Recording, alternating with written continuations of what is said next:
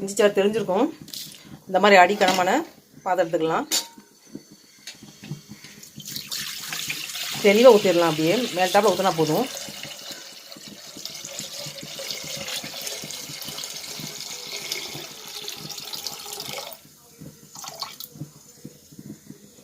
வெள்ளையை படிச்சுட்டு போட்டு சொன்ன மாதிரி இதை தான் வந்து நம்ம யூஸ் பண்ணக்கூடாது.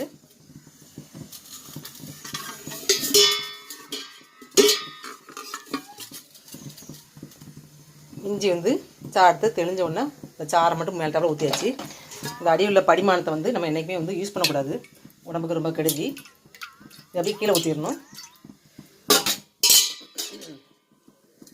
இந்த சுண்ணாம்பு படிமத்தை எடுக்கிறது தான் ஒரு 20 நிமிஷம் அப்படியே வந்து சாறு எடுத்து வச்சுருந்தது. இதை அப்படியே கீழே ஊற்றிடலாம். கருப்பட்டி பாகு கரைஞ்சதை